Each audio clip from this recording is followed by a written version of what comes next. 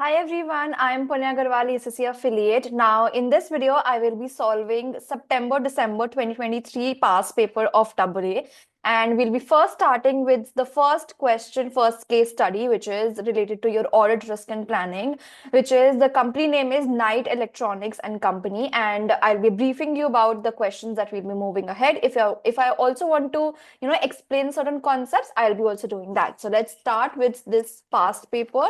I hope that you're already done with your own practice of this past paper so that you understand the concepts really well and you're here only to understand the areas that you previously lagged in, right? So let's start.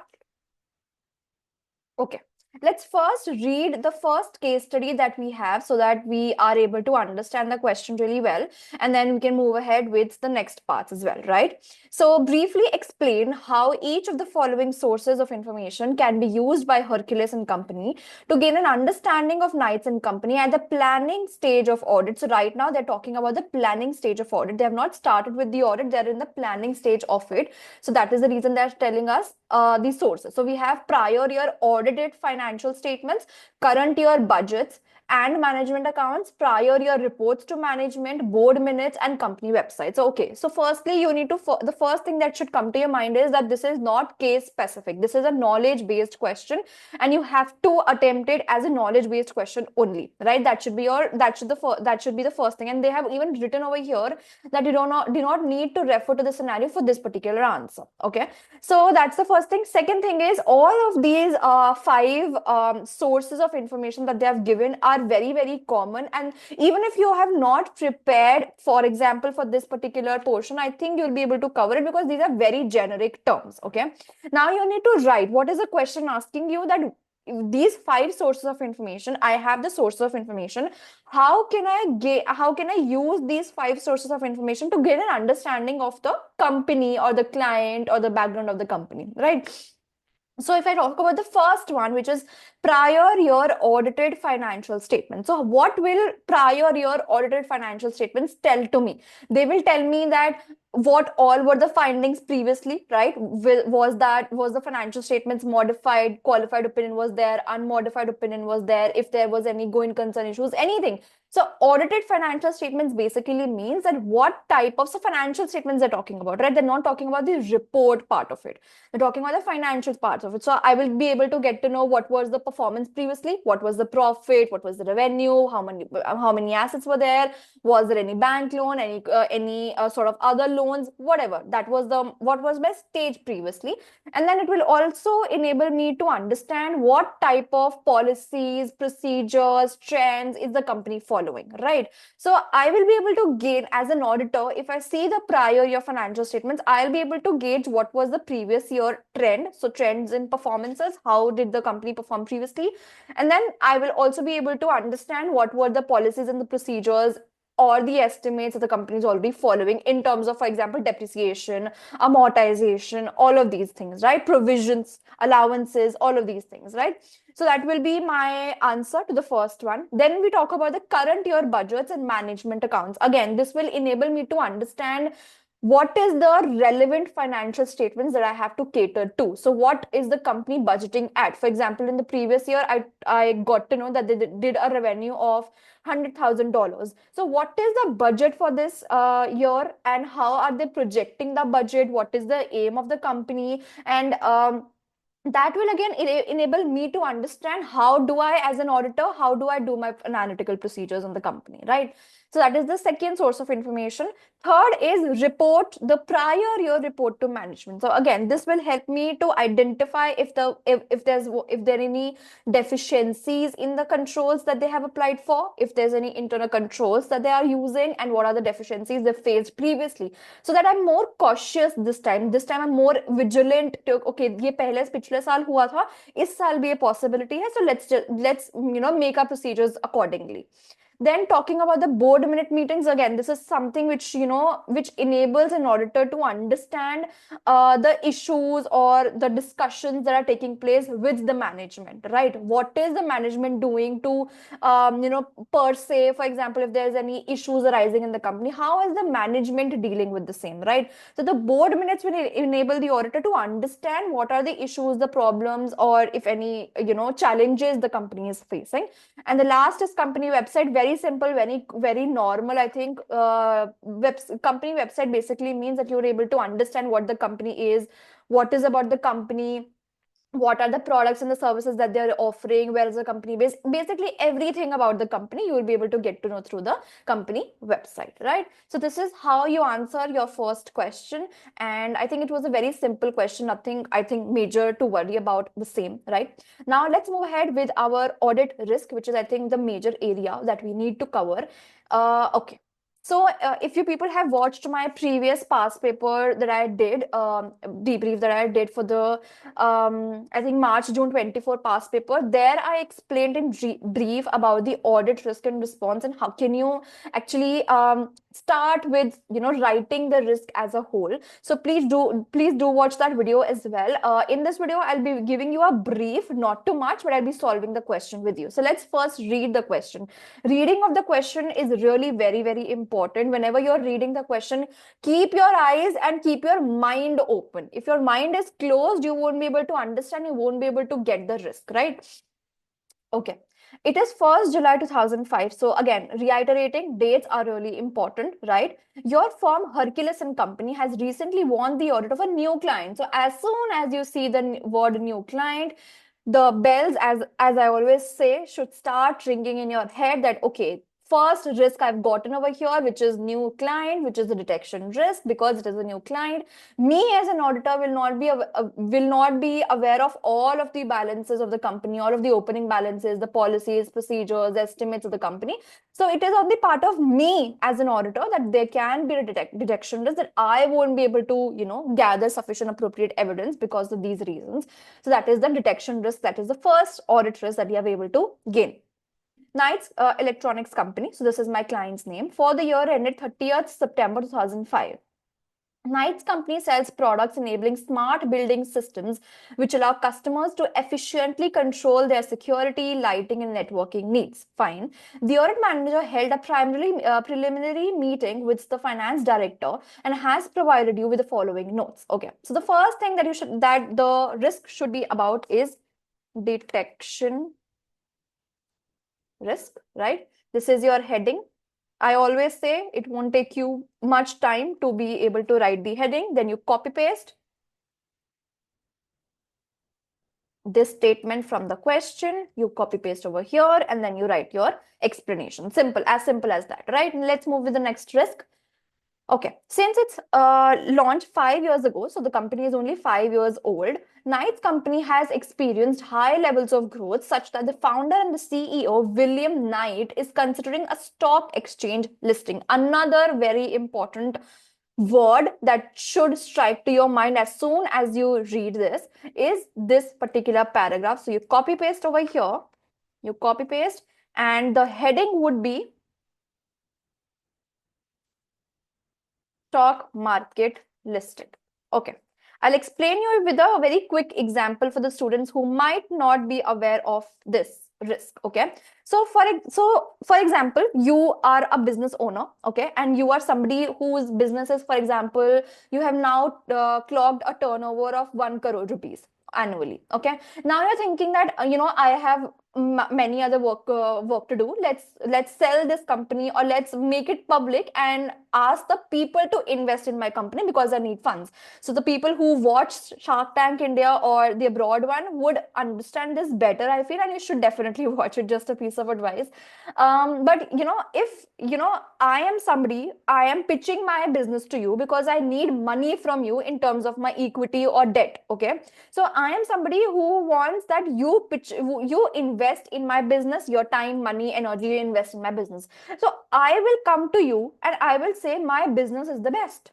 Of course, अगर मैं ये बोलूंगी कि मेरा business सबसे अच्छा है, सब सारे कॉम्पिटिटर्स से अच्छा है, तो ही आप मेरे बिजनेस में इन्वेस्ट करोगे ना, नहीं तो आप किसी बेकार बिजनेस में क्यों इन्वेस्ट करोगे अपना टाइम, एनर्जी, एफर्ट्स, मनी, सब कुछ, राइट? तो उसी कारण से if the company is aiming for a stock exchange listing, that means a company will have to show its best revenue, its best profitability situation, right, to the investors. Similarly, agar aap, if you are somebody who invests in stock market, so whenever you try and you find a new share or a new IPO, what is the first thing that you go ahead and look forward is the financial statements. You look कि उन्होंने पिछले साल कितना revenue किया था, या कितना profit हुआ था पिछले साल, पिछले क्वार्टर कितना प्रॉफिट हुआ था, तो वो ही आपके दिमाग में रहता है कि अच्छा इसका इतना प्रॉफिट था, अच्छा ये तो लॉस मेकिंग है, let's not invest in it, it is profit making, let's invest in this. So this is the primary thing that you as an investor will look at, or somebody who is investing in your business will look at your financial statement. So यहाँ पे risk है, हो सकता है क्योंकि they want a stock market listing and they want to have a perfect picture of the company, so they inflate their revenue and they inflate their profits, right? So there is a risk that the profits or the revenue is overvalued and the expenses and the liabilities, for example, may be undervalued, right? So this is the explanation for this. I hope you understood. Next. So 2 are done out of 8. Knight Electronics Company has both corporate and domestic customers, which is great. On 1st October 2004, that is, I think, the year start. Yeah, it is the opening year, opening period. Knight's Electronic Company began to offer customers the option to purchase a 3-year servicing agreement. I know a lot of students will be confused in here because you people are not really aware of IFRS 15. Don't worry, I'll explain it. This provides 3 annual services for products purchased. Okay, so products purchased. So if I purchase right now, I have the 3 years to take up that service. Okay. Servicing agreement. Customers pay for the servicing agreement in full at the start of the agreement. Okay, now let's discuss this in detail. For the students who are well aware of it, can simply skip this part, but I want to make you people understand this part really nicely. Let's start. Okay, so there is a standard. I hope, and I just hope that you people know this standard. It is IFRS 15. Okay, so this is revenue. The name of the standard is revenue from contracts with customers. Okay, this is your IFRS 15. Now, taking a very small example, for example, you are a customer, okay, and you have a mobile phone. For example, you have purchased a new mobile phone, okay, you have purchased a new mobile phone. I'm sorry, the phone does not look very appealing, but it is. Just take that as an example. So you have taken a mobile phone, and from you go to a third party. Okay, you go to a third party. This is the company that you go to, and you say that I want a 3-year warranty for my mobile phone. Okay, the company says okay, fine. So you will be getting 3-year annual maintenance of that particular mobile phone. Okay, and every year on 1st of October, so for example, 1st of October 5, 2006, 2007, you can come up to us and you can get your phone repaired.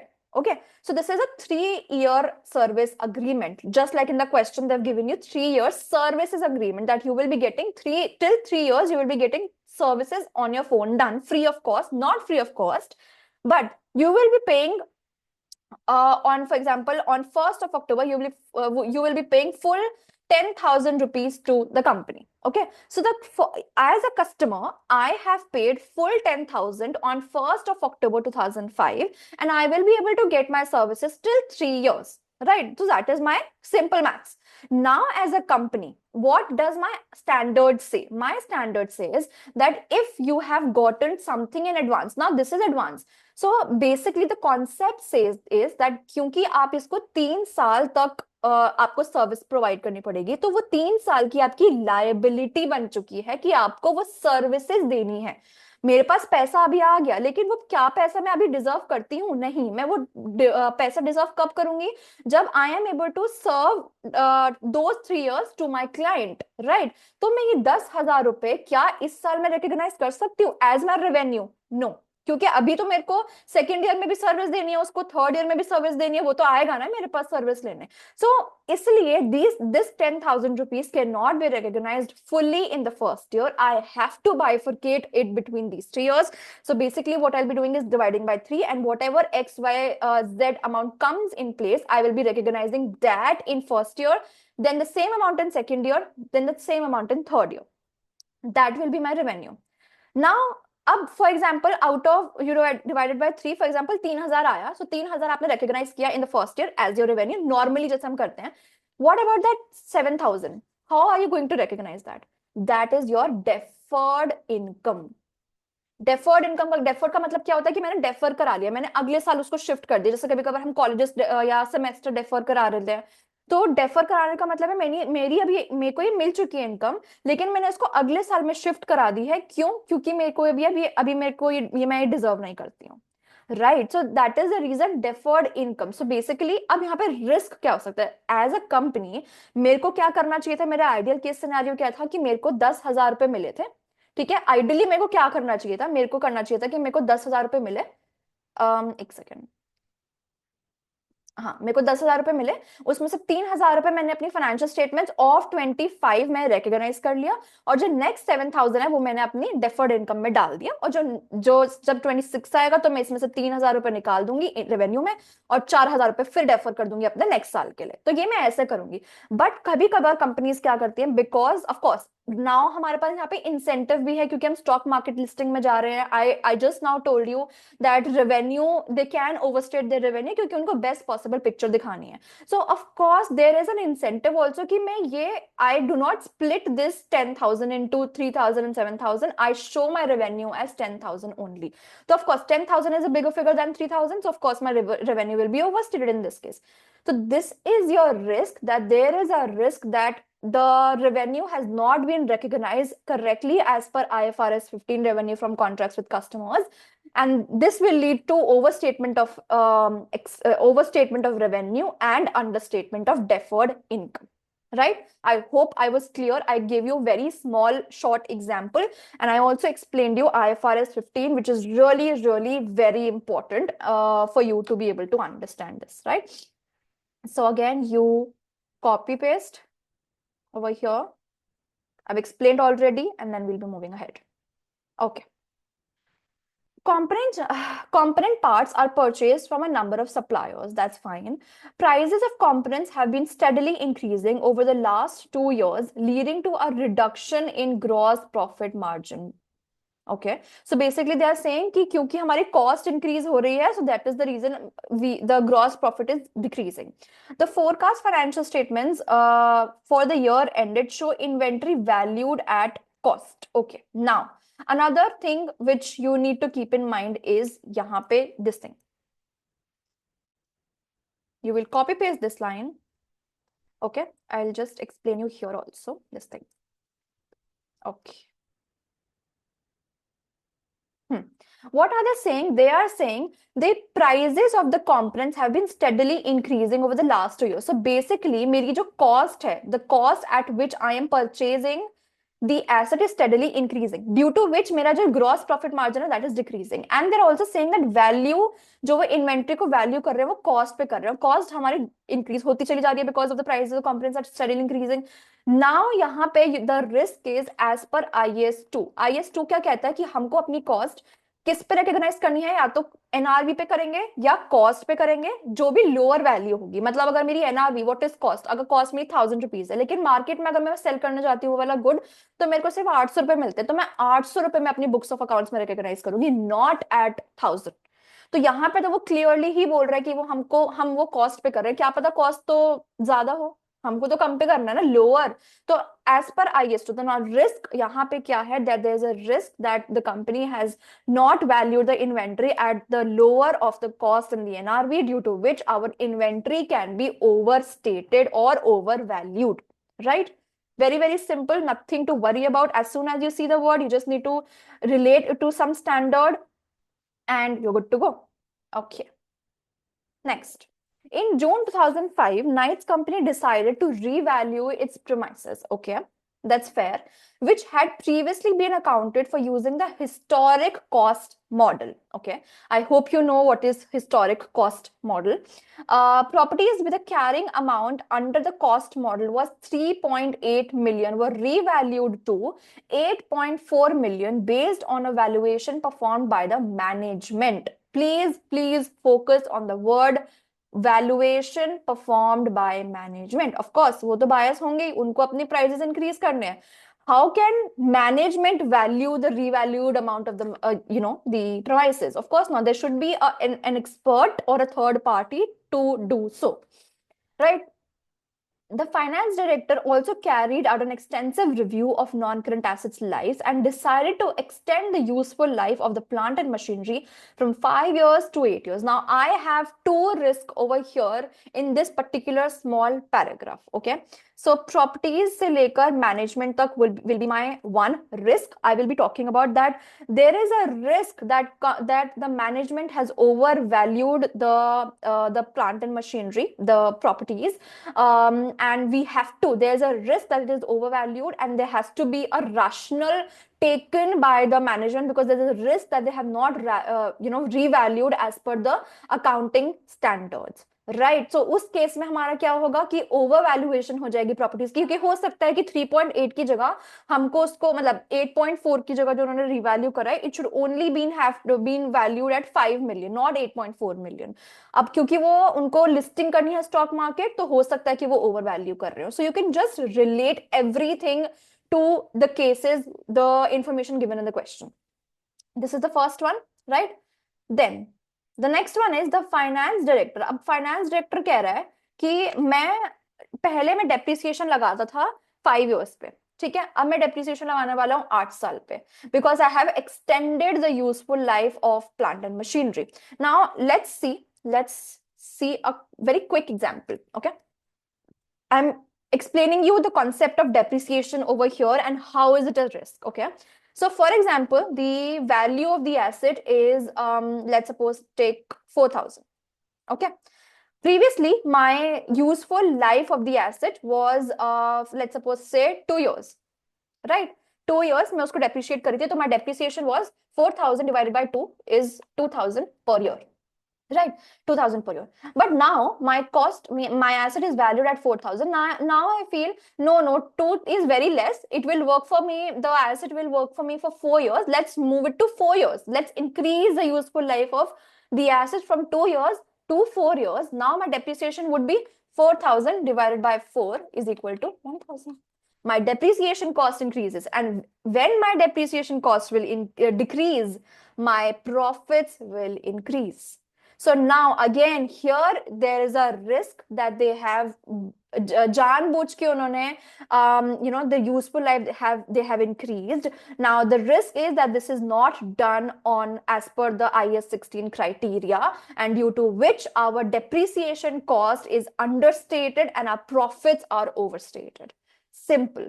If you work with logics, you'll be able to very well make your answers and make the examiner understand what risk is there in the question, right? Okay. Next.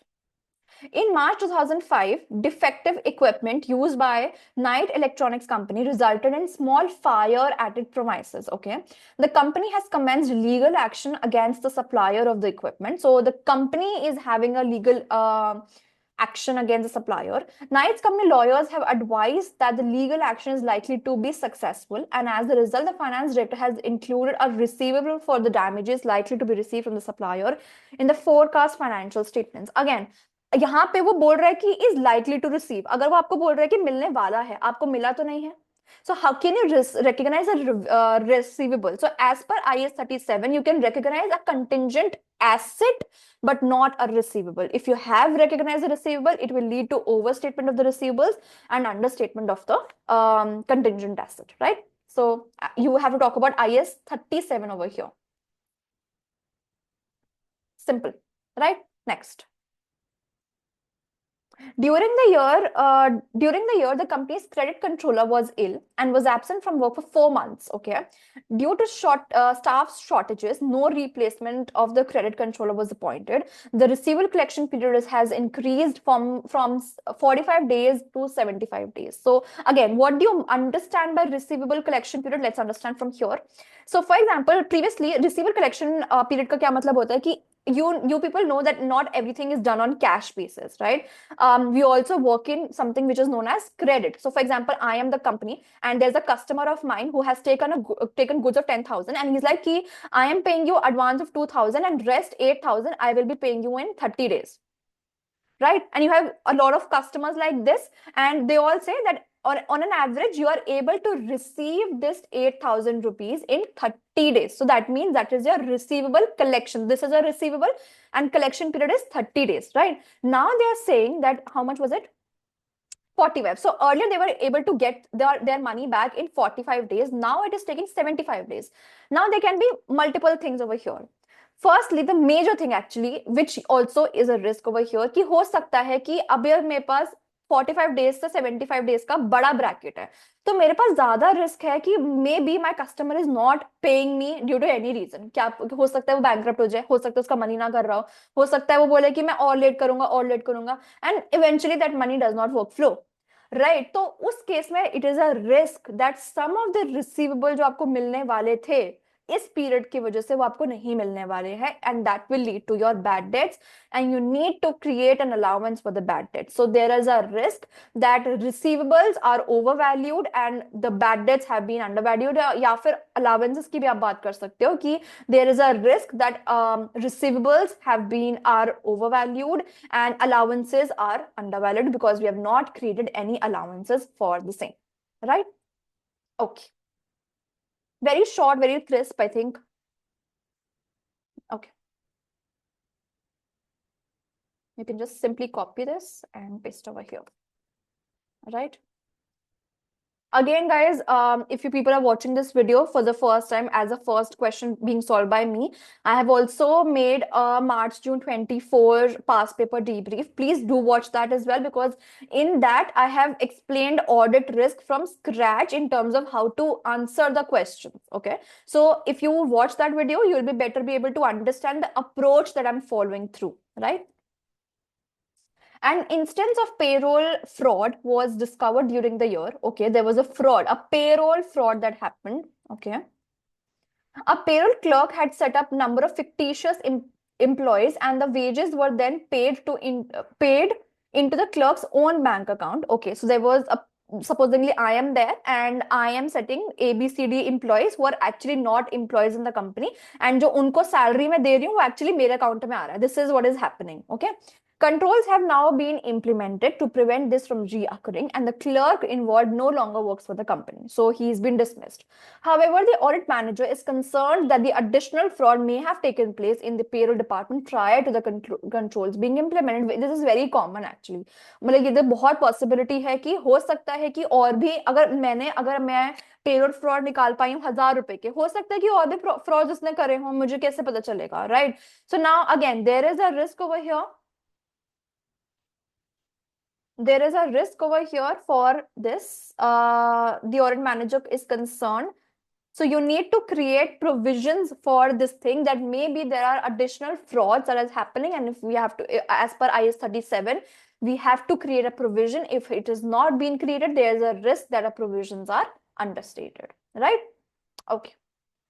K. William Knight would like the audit to be completed by 31st of October. Now, here again, there is a risk, there is a problem, because there can be issue that because he is, I think, hurrying because it is 31st of October and today is 1st of July. So audit needs time, right? Abhi to aap shuru kar rahe ho, it is 1st July. So July, August, September, October. So he's only given like 3 to 4 months to be able to finish up the audit, which is little less. So I think you will, again, you can put this as a risk over here, that there is a risk that the company, that the auditor might not be able to take all of the information and maybe cutting the corners of the audit, leading to the audit risk. As simple as that, right?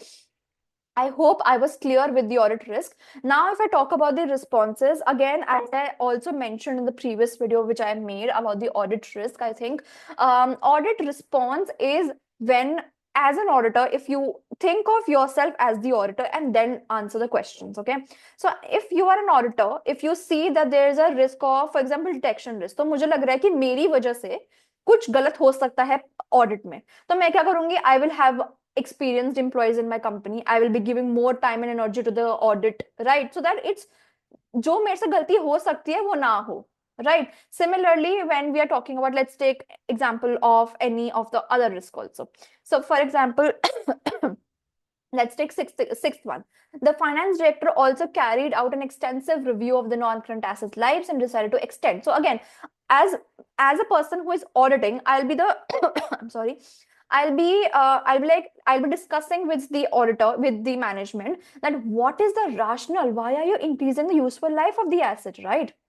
Instinct would be that I will be discussing the rationale behind the change in the or increase in the useful life of the asset with the management or the finance director, right? So these are some of the discussion, recalculation, discussion with the management, discussion with the finance director. These are some of the things that you can do as a primary stage in the auditor's response, right? Okay, let's move ahead with the next questions now. Next questions are related to your substantive procedures. So the first one says that you have to describe the substantive procedures the auditor should perform to obtain sufficient and appropriate evidence in relation to the night electronics revenue. So here we just talked about the revenue, about the services agreement part over here. So you need to keep in mind this before you proceed on with the substantive procedures. Okay. So let's take another thing in mind. Okay. So just to give you a background also, whenever you are writing substantive procedures, the first thing you should look at is the marks. So if I see over here, it is for how many marks? Just a minute. It's for 5 marks, right? So if it is for 5 marks, I have to at least write 2 to 3 points which are specific to case, and rest 2 to 3 points can be general ones, right? If you're only writing general, all 5 general, all 5 rote learned substantive procedures, I'm sorry, but you're not going to get any marks, and there can be also a case wherein your paper can get nullified. So I cannot emphasize more upon the fact that you do not have to learn substantive procedures. You have to understand them and then write in your answers, right? Okay. Second thing that you have to keep in mind is, for example, यहाँ पे they have asked about the revenue. Go to the case study and read that paragraph again, so that you're able to understand, अच्छा ये वाला चीज को मेरे को अपने substantive procedures में लिखनी है, right? Okay, let's move to the substantive procedures now. So first of all, we know that we are talking about 3-year services agreement, and उन्होंने सही से recognize करा है, नहीं करा है, deferred income का क्या हुआ है, all of those things. So your first substantive procedure can be for a sample of service agreement. I'll copy this. I'll just copy this whole. I just wrote so that it's easier for me to explain. Okay. So for a sample of service agreement, so you have a service agreement, you can take a sample of it, obtain a breakdown or split between revenue recognized at the year end. तो जैसे मैंने आपको बताया कि इस साल में मेरे को आइडियली 3,000 का रेवेन्यू रिकॉग्नाइज करना चाहिए आउट ऑफ दैट 10,000, और 7,000 का मेरे को डेफर्ड रेवेन्यू रिकॉग्नाइज करना चाहिए. तो मैं अगर इसका एक सैंपल ले लूंगी, मैं इसका ब्रेकडाउन देखूंगी कि क्या उन्होंने ये ब्रेकडाउन करा है कि नहीं करा है. This is my procedure, right? Deferred income to ensure. Now I'm also writing क्यों कर रही हूं मैं, ताकि I ensure that this is as per IFRS 15. Simple, मेरी कंपनी से मेरा क्वेश्चन से रिलेट हो गया. First substantive procedure. यहाँ पे मैंने नहीं लिखा है because I've just written like key pointers, have not framed it really well. तो ये मत समझ रही है frame formation अच्छी है.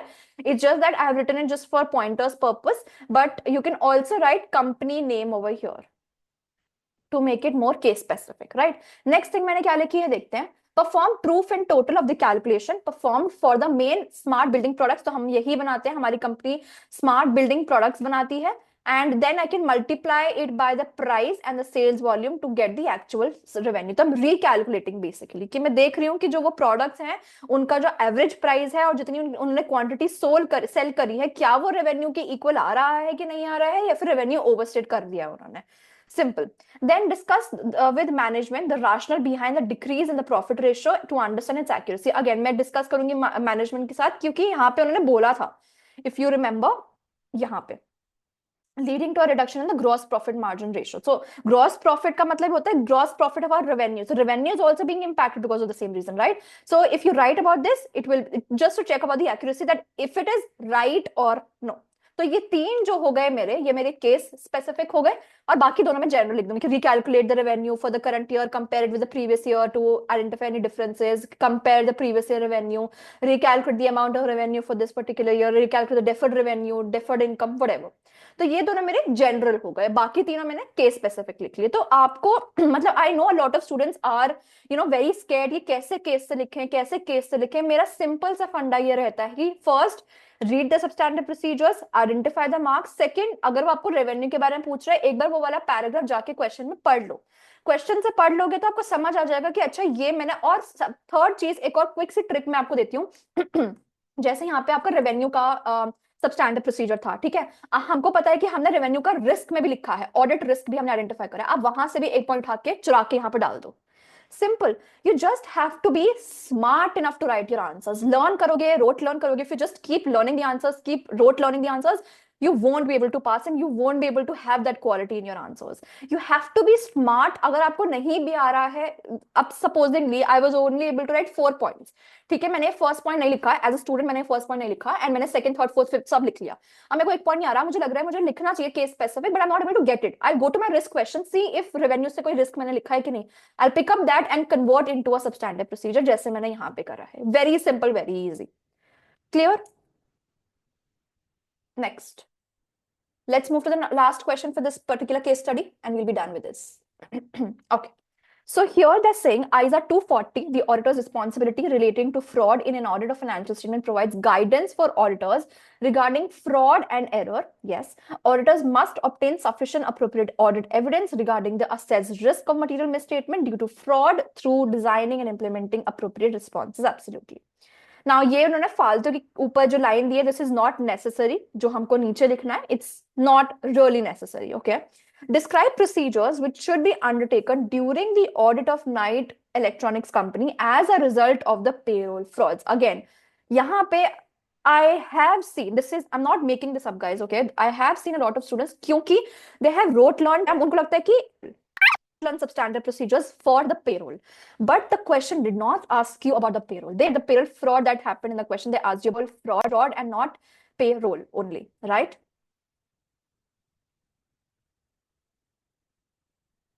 Okay, so payroll fraud के लिए the first risk that we will be writing is, the first risk that we are going to write is, the first substantive procedure that we're going to write is discuss with management and TCWG and understand whether they're aware of the payroll fraud. So first of all, we have to understand कि जो payroll fraud हुआ है, क्या वो management को पता है या नहीं पता है। Second thing, हम board minutes discuss कर सकते हैं to be able to understand कि उन्होंने क्या decision लिया है for that particular payroll fraud has happened. उन्होंने कोई डिसीजन लिया भी है कि नहीं है, उन्होंने मटीरियलिटी डिस्कस करी है कि नहीं, कि is it material for the company और नो, और then will be discussing if there is any controls या कंट्रोल्स जो उन्होंने पुट इन प्लेस करे हैं इन ऑर्डर टू आइडेंटिफाई कि कैसे इसको मिटिगेट किया जाए और कैसे इंश्योर किया जाए कि ये फ्यूचर में ना हो और ये इतना ही लिमिटेड हो, right. And the third thing और the fourth thing you can also write कि हम एम्प्लॉय की लिस्टिंग को कंपेयर कर सकते हैं, कि मतलब आई कैन कंपेयर कि पिछले साल मेरे पास इतने लिस्ट ऑफ एम्प्लॉयज थे एंड इस साल मेरे पास इतने लिस्ट ऑफ एम्प्लॉयज हैं, इसमें कोई फिक्टिशियस तो नहीं है। So you compare the list of employees, क्योंकि यहाँ पे जो मेजर इशू था, द रिस्क हियर वाज कि fictitious employee setup कर दिए थे, right? So I hope that this was clear to you. Very, very easy. If you just, open up your mind, be smart while answering the questions, I think you will be good to go. So let's meet in the question number 2. Till then, if you have any doubts in question number 1, please feel free to comment down below, or you can also DM us on our Instagram page.